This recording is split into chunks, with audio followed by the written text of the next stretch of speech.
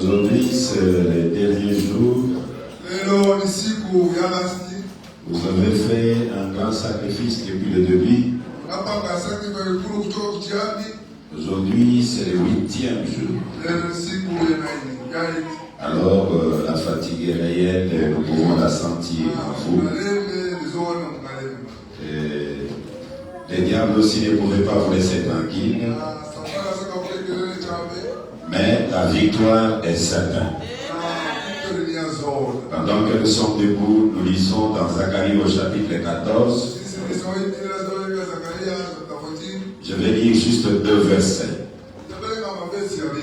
Le verset 6e et le verset 7e.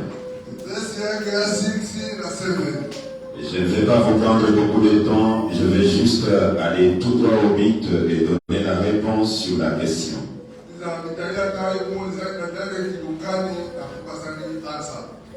En ce jour-là,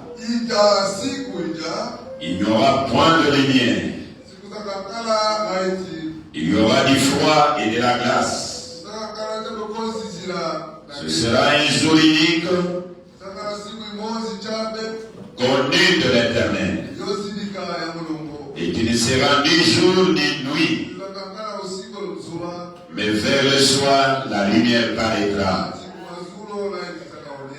Que l'Éternel bénisse la lecture de sa parole, nous pouvons nous asseoir. Qui est William Marion Branham? C'est ça la question qui a été posée par l'organisateur. Les grands hommes de Dieu ont défilé sur ce sujet depuis le début du dimanche passé.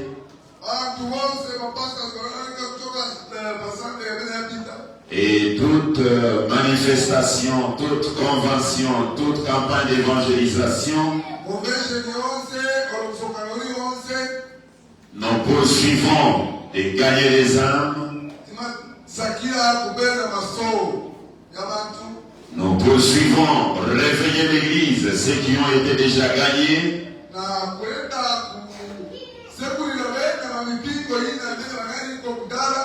Nous poursuivons la guérison divine pour les corps de ceux qui ont déjà pris la parole.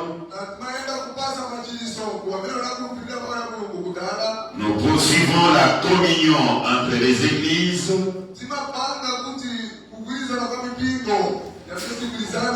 Et la première chose qui est de gagner les âmes, ça a été déjà atteint.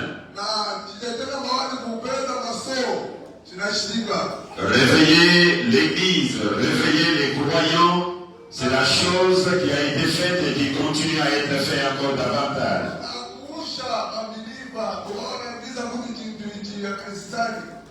C'est ainsi que vous le voyez encore au niveau de la chair afin d'ajouter une petite pierre à la construction. Comme je l'avais dit pendant la prédication des avant-midi, que je prendrai les 3 points qui ont été sautés, le 3e point, les après-midi ou les soirs.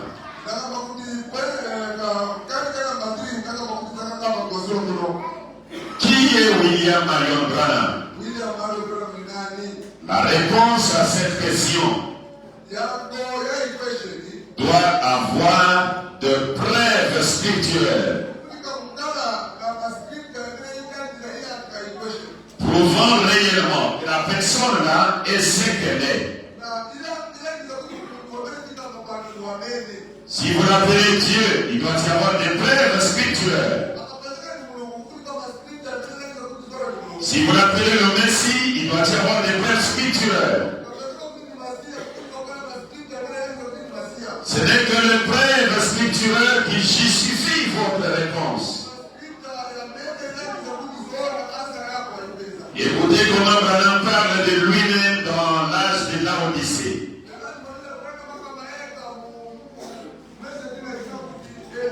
Ça a été prêché le 11 décembre 1960. Les paragraphes 90 ou 90. 90. Nous sommes convaincus maintenant que l'ange de ce dernier âge de l'Église vous connaissez l'ange de ces derniers âges de l'église? Est-ce qu'il y a quelqu'un qui peut me citer son nom ici? L'ange du dernier âge de l'église, là, parmi les croyants. Est-ce qu'il y a quelqu'un qui peut me dire le nom? Vous connaissez son nom? Mais ministre, comment il s'appelle cet ange-là? C'est Frère Branham. C'est comme ça que nous a enseigné presque partout. Le premier ange, c'était Paul. Il venait, Martin, Colomba, ainsi de suite. Mais le dernier ange, c'est William Marion Branham. Et écoutez ce qu'il dit au sujet de ce dernier ange. Nous sommes convaincus maintenant que l'ange de ce dernier âge de l'Église a été annoncé dès l'Ancien Testament. Ce qui ne fut pas le cas de ceux qui le précédaient. Ce qui ne fut pas le cas de ceux qui étaient venus avant lui.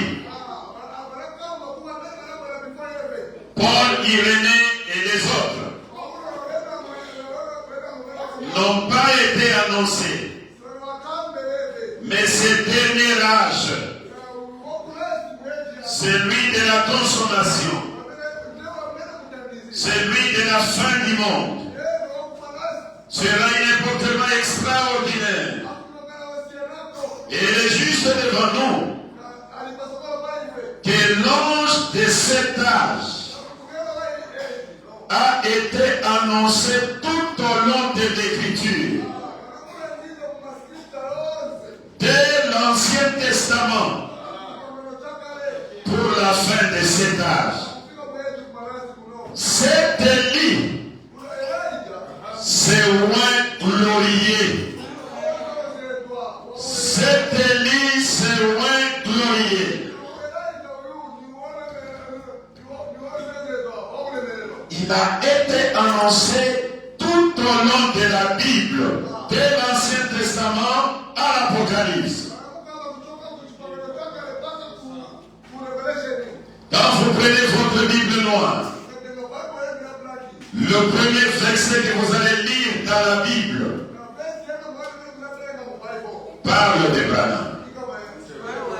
Quand vous lirez le dernier verset de la Bible, ça parle de Branham. Est-ce que vous êtes disposés? Prenons le premier verset de la Bible.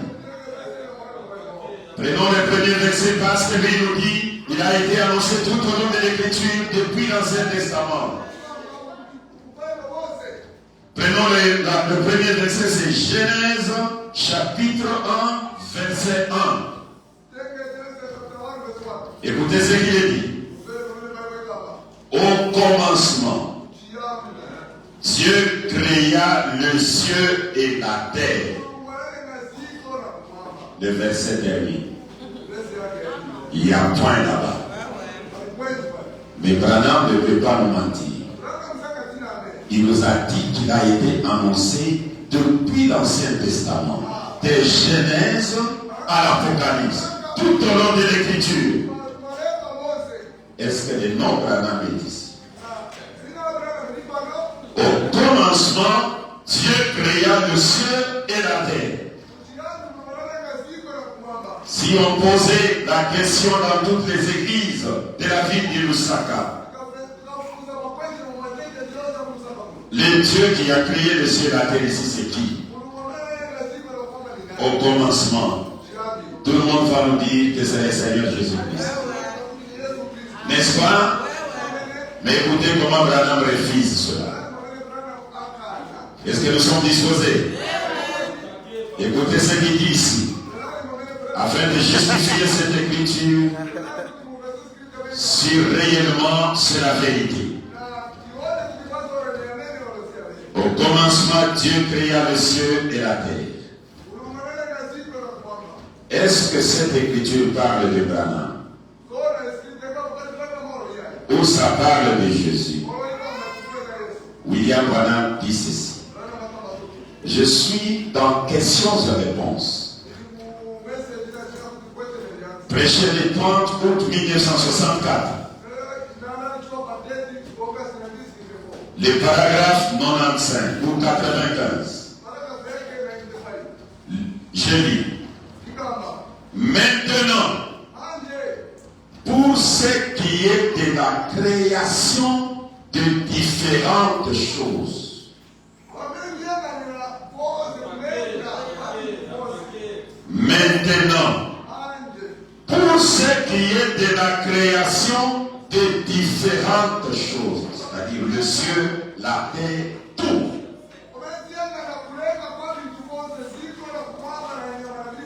C'est vrai. Jésus n'a jamais vraiment créé ou amené à l'existence quelque chose. Ah, je n'ai pas entendu votre amen. Jésus n'a jamais vraiment créé ou amené quelque chose à l'existence. Il prit d'abord une substance. Il prit de l'eau et en fit du vin. Il prit du poisson et en fit davantage de poissons. Il n'a jamais créé. Quand j'avais lu cette écriture pour la première fois, je me suis dit que je fasse un peu de recherche dans la Bible. Peut-être Jésus a créé, nous on ne le sait pas. Sincèrement, la Bible nous renseigne que Jésus n'a jamais créé. Que ce soit les poissons, il a multiplié. Que ce soit le vin, il a transformé. Il n'a jamais créé quelque chose.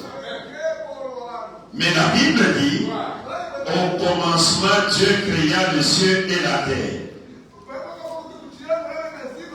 Avec votre autorisation, pouvons-nous dire qu'il n'est pas Dieu, Jésus? Parce que Dieu est le créateur du ciel et de la terre.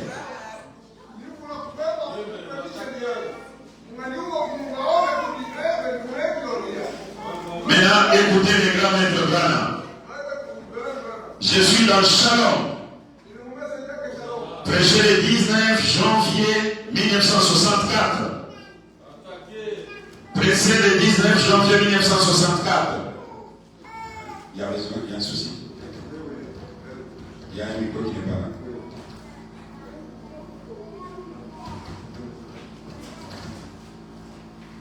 Oui, comprenez aussi le pasteur est déjà fatigué.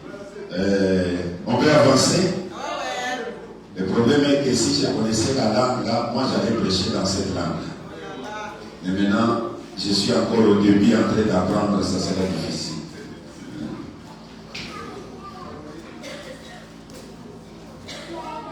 Je serai bref. On peut avancer? Écoutez. Shalom du 19 janvier 1964. Les paragraphes 101, 102.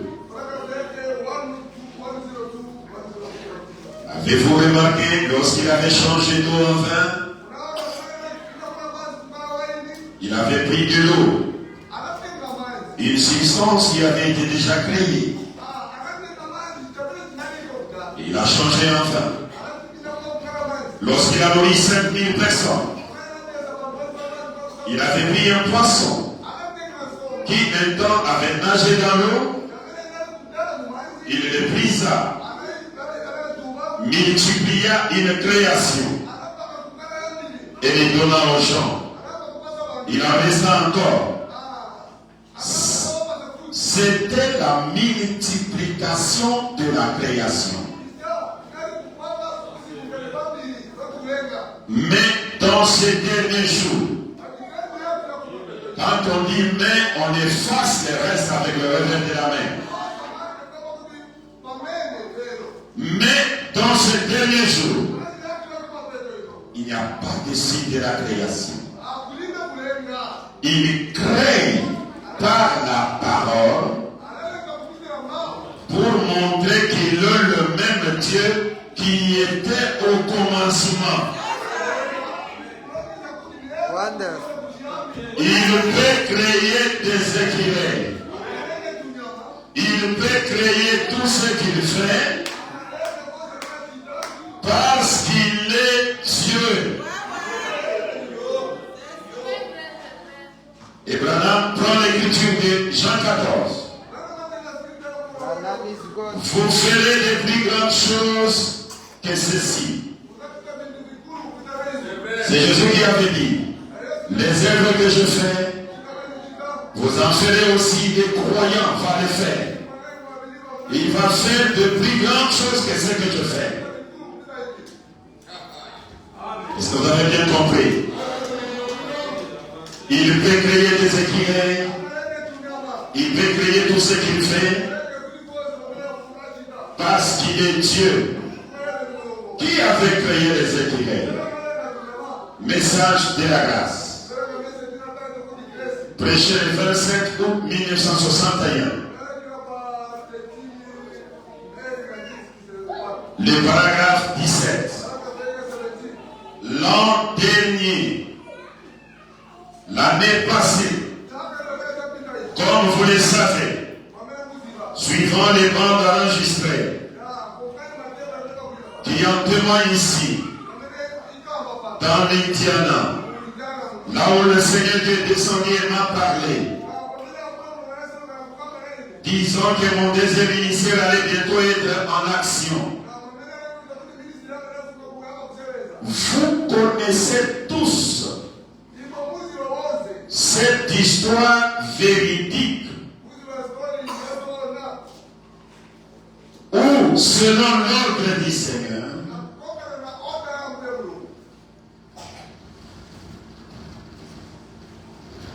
il y a une papier qui est passé là. Je vais les lire à partir d'ici.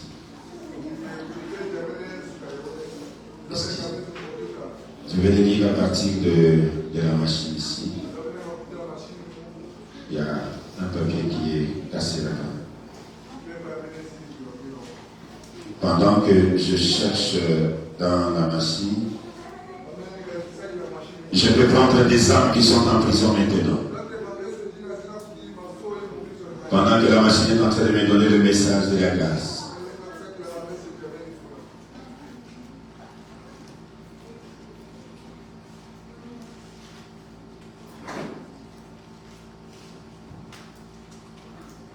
Ok. Je lis d'abord des âmes qui sont en prison. 173. William Branham dit ceci. Écoutez. Souvenez-vous, il était très religieux. Jonas était très religieux. Mais aller jusqu'au bout avec le message, ça, il ne le pouvait pas. Il pouvait en accepter une partie. Mais le reste, il n'arrivait pas à les digérer. Ils peuvent accepter la guérison et ces choses-là, les Jonas modernes.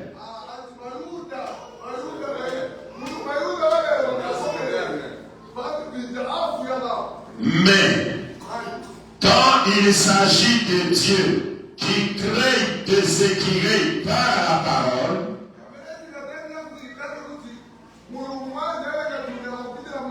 ça c'est trop profond pour eux.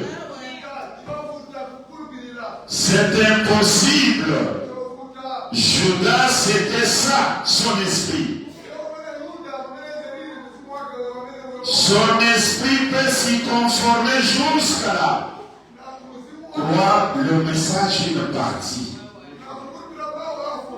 Mais aller avec le message jusqu'au bout. Et au bout du message, Dieu crée les équilibres par la parole.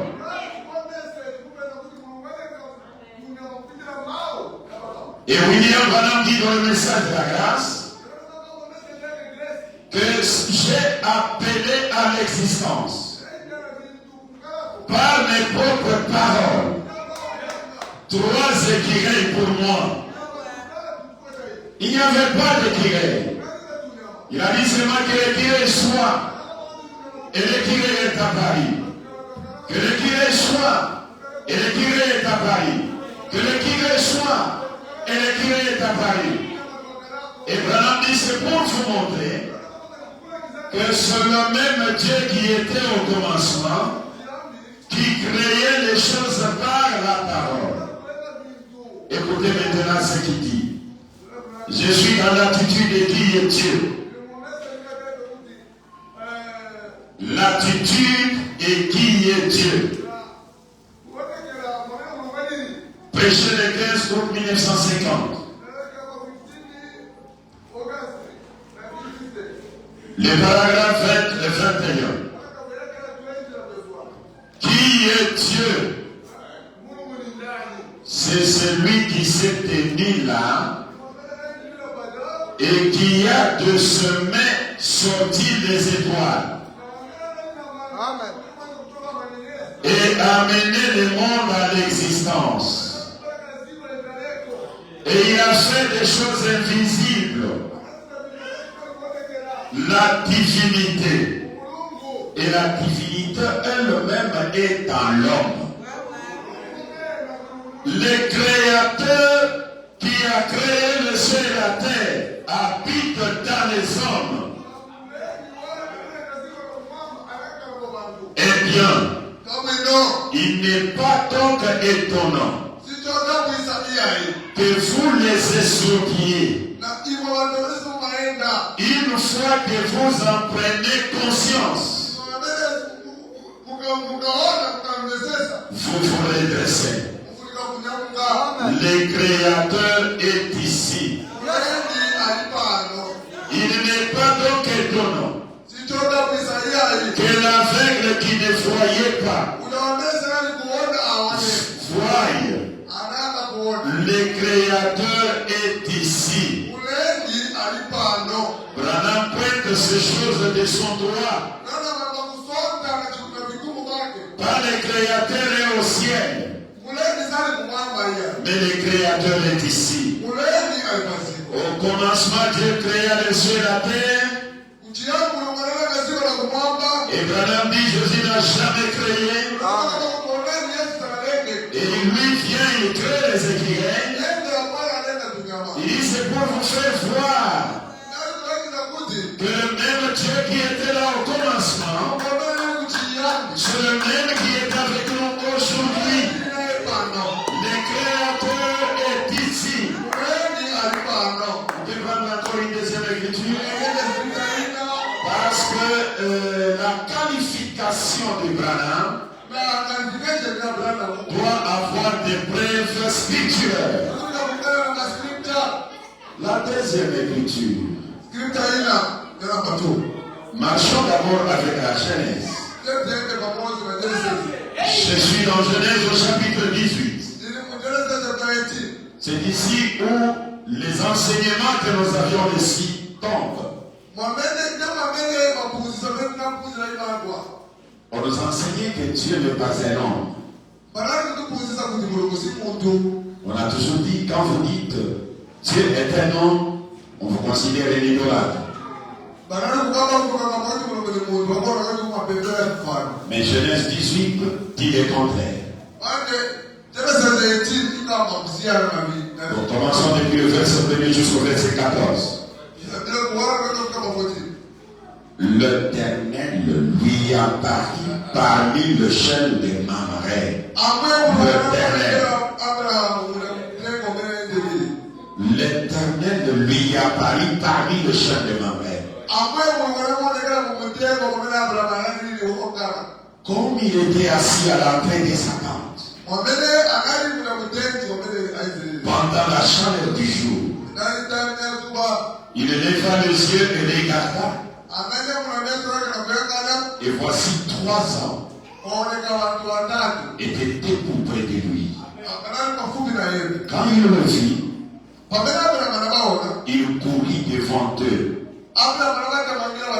depuis l'entrée de sa tente et se prosterna à terre.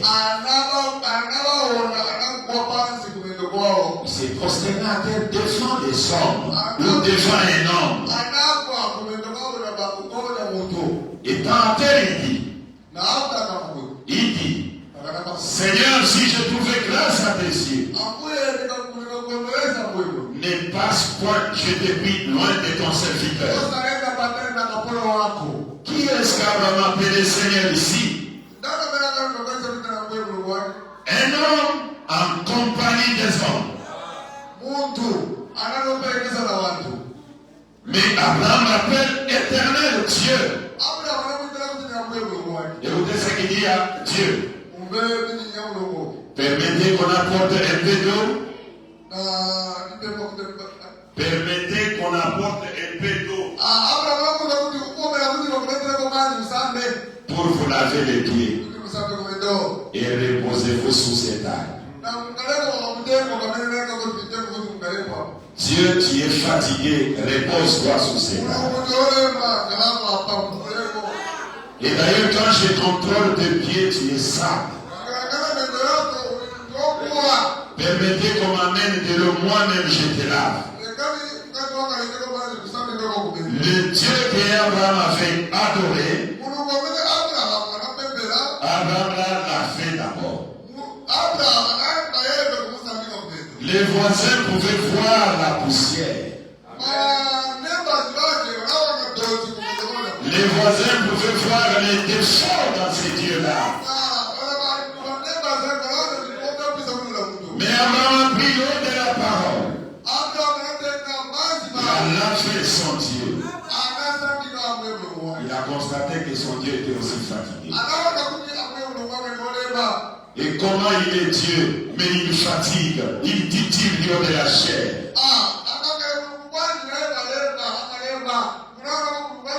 Le Dieu d'Abraham était fatigué. Reposez-vous sous cet arbre. J'irai prendre un morceau de pain pour fortifier votre cœur. Après quoi, vous continuerez votre route. Car c'est pour cela que vous passez près de votre serviteur. Il a répondu, fais comme tu l'as dit.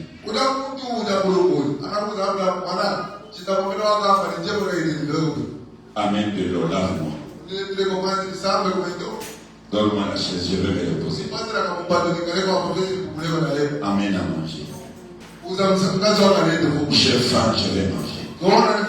Le Dieu du ciel affamé. Le Dieu du ciel avec la salité. Et on les lave par son adorateur.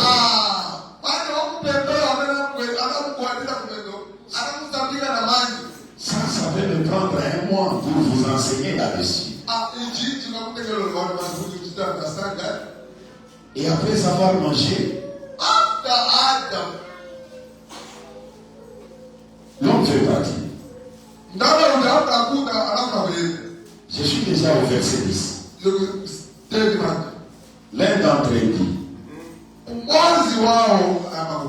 il fait d'abord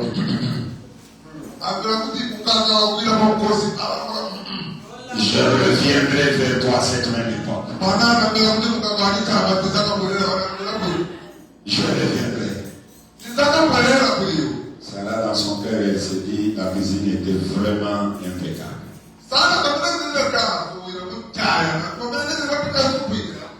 Mais Dieu dit, je reviendrai vers toi à cette même époque. Et voici Sarah, ta femme, aura un fils. Sarah écoutait à l'entrée de la tente qui était derrière lui. Abraham et Sarah étaient vieux, avancés en âge. Et Sarah ne pouvait plus espérer avoir des enfants. Et elle rit en elle-même. En disant maintenant que je suis vieille, aurais-je encore des désirs? Mon Seigneur aussi est vieux. L'Éternel dit à Abraham. Donc quand on l'Éternel, c'est le Créateur. L'Éternel dit à Abraham, pourquoi donc Sarah t'aimerait? En disant, est-ce que vraiment j'aurai un enfant? Moi qui suis vieille, il discerne déjà les pensées des cœurs.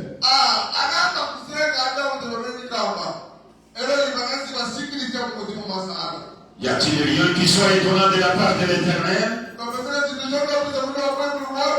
Autant fixé, je reviendrai vers toi. À cette même époque, et Sarah aura un fils. Voilà. Cette écriture, Branham est là. Amen. Ô Dieu d'Abraham, quand vous priez comme cela, vous ne priez pas Jésus. Ça, c'est le Dieu d'Abraham. Qui est le Dieu d'Abraham? Écoutez le papa de Billy Paul. Le papa de Billy Paul fait cette déclaration. Je suis dans Dieu confirmant sa parole. Prêché le 16 août 1964. Le paragraphe 236. Et Branham dit ceci. Rappelez-vous bien que c'est lui qui parlait à Abraham et qui discernait les pensées de Sarah lorsqu'elle était dans la tente. N'était pas Jésus. Ce n'était pas Jésus parce que Jésus n'était pas encore né. Mais c'était un homme, une chair humaine, qu'Abraham appela Seigneur éternel. Celui qui était chez Abraham, qui Abraham a fait le pied, qui a tourné les dos chez Abraham et discerné les pensées des cœurs. C'est lui qui a mangé chez Abraham. C'est lui qui avait bu du lait chez Abraham. Ce n'était pas Jésus. Parce que Jésus n'était pas encore né. Mais c'était une chair humaine. Un être humain. Qu'Abraham appela éternel. Dieu était un esprit. Ensuite de Dieu sortit le Logos. Ou la théophanie qui était une forme humaine.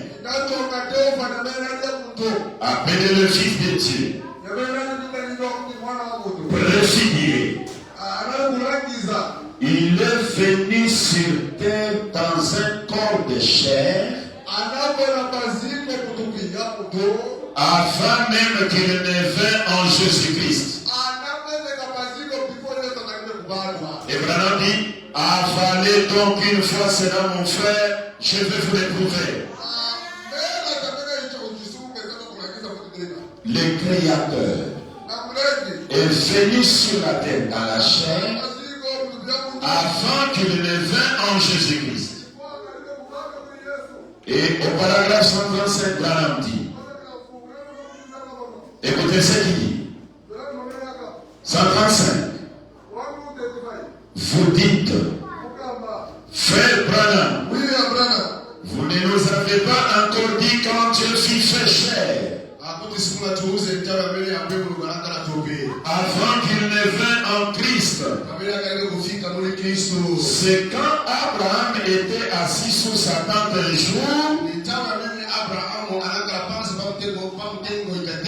2 anges de Dieu étaient venus. Et s'était approché de lui dans la chair humaine. Ils avaient de la poussière sur leurs vêtements. Et ils étaient fatigués. Et ils se sont assis.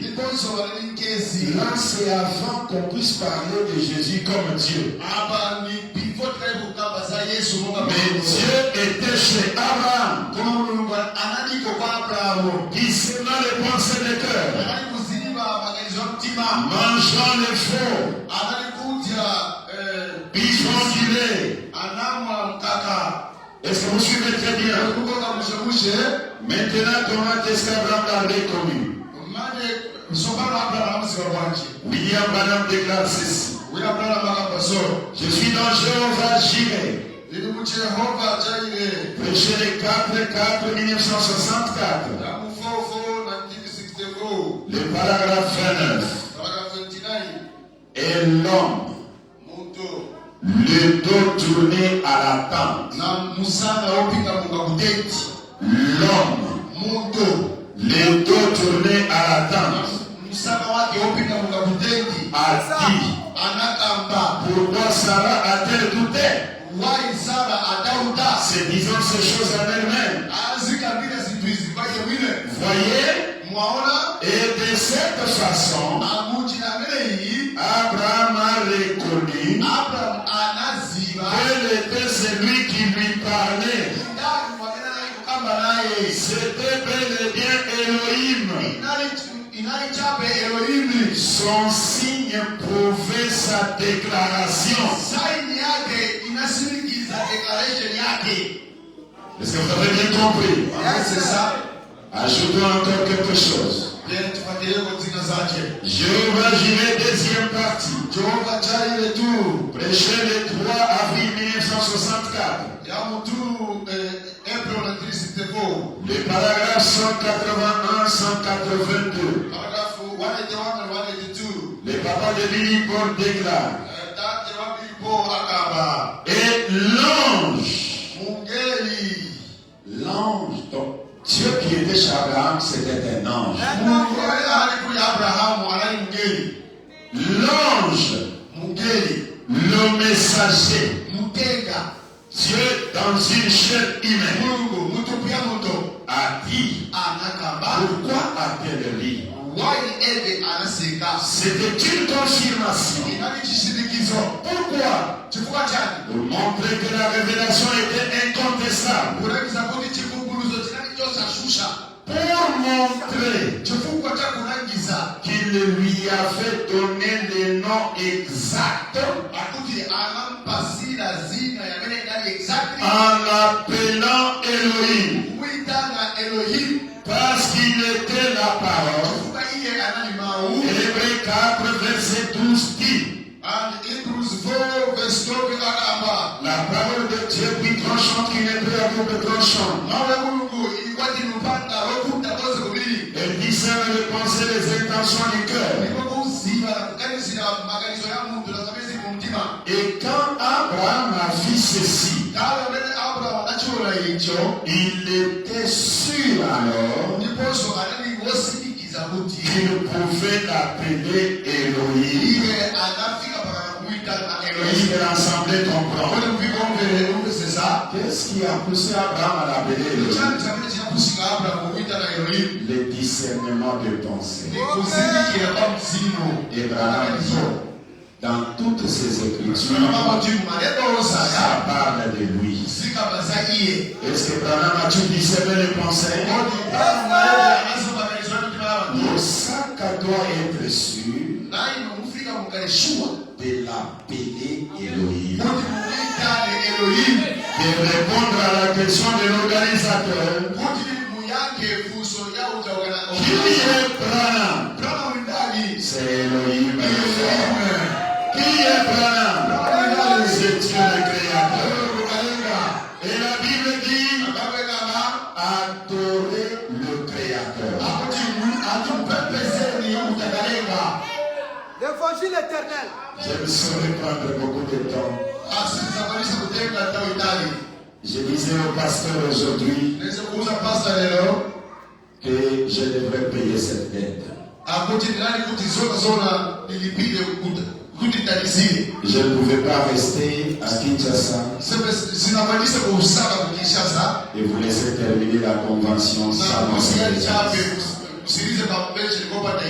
même si j'étais arrivé sans vous trouver dans la convention et que vous appreniez que j'étais venu, c'est que j'ai répondu à mon appel. Quand vous avez un ministère et qu'un peuple a besoin de ce ministère quelque part, vous êtes dans l'obligation de répondre à cet appel. Voilà pourquoi vous me voyez.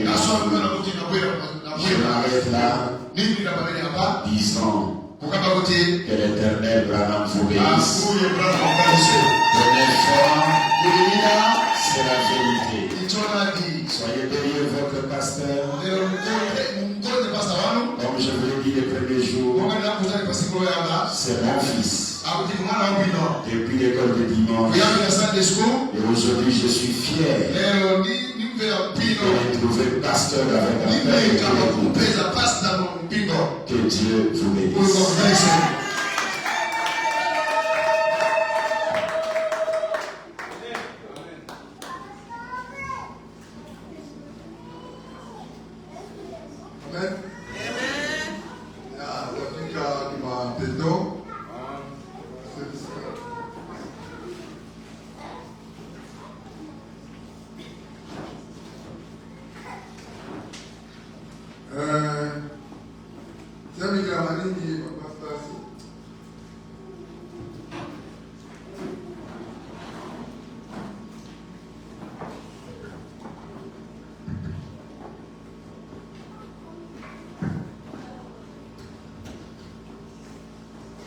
Nous disons merci au serviteur de Dieu